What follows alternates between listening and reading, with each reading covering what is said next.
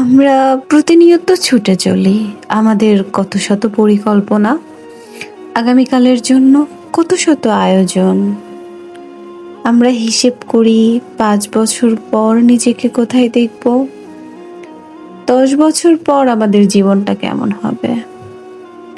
অথচ একটু ভাবলে আমরা বুঝতে পারি জীবন আসলেই বড্ড অনিশ্চিত। কখনো শরতের মিষ্টি রোদ, তো পরক্ষণেই মেঘলা আকাশ। আমরা কত শত আয়োজন করি আগামীকালের জন্য, অথচ আগামীকাল আমাদের কোন ঠিকানায় দাঁড় করাবে সেই খবরটুকু আমাদের জানা থাকে না।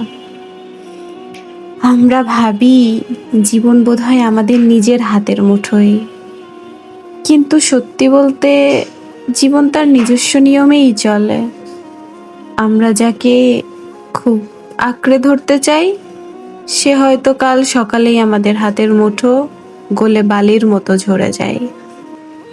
আবার যাকে কোনোদিন পাত্তাই দিইনি সেই হয়তো এসে দাঁড়ায় বিপদের সবচেয়ে কাছের আশ্রয় হয়ে।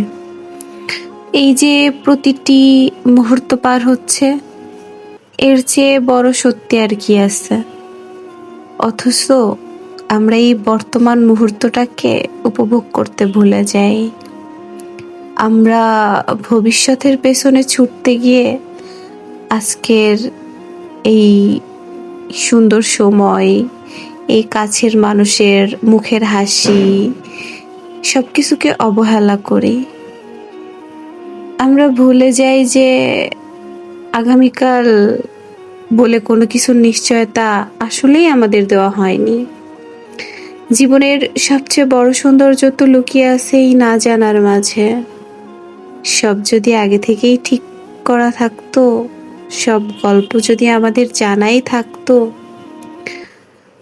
তবে হয়তো জীবনে এই বেঁচে থাকার আনন্দটুকুও হারিয়ে যেত। আমরা সবসময় ভাবি সবকিছু গুছিয়ে নিলেই বুঝি আমরা সুখী হব।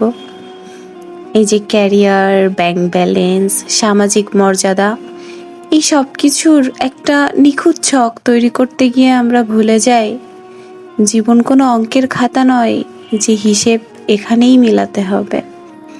জীবনের আসল সার্থকতা লুকিয়ে আছে এর অনিশ্চয়তাকে মেনে নেওয়ার সাহসে।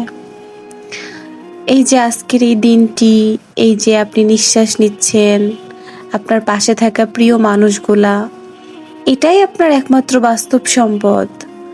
গতকাল চলে গেছে আর আগামীকাল এখনো এক বুক কুয়াশা।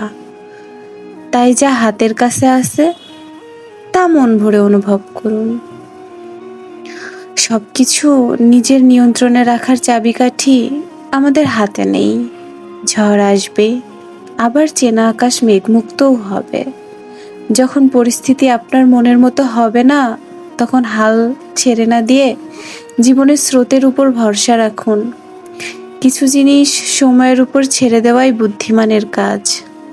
ছুটে চলাই জীবন নয়, মাঝে মাঝে একটু থমকে দাঁড়িয়ে বুক ভরে শ্বাস নিয়ে বলা, আমি আজ বেঁচে আছি, এটাই আমার সবচেয়ে বড় উৎসব, এটাই আসল বেঁচে থাকা।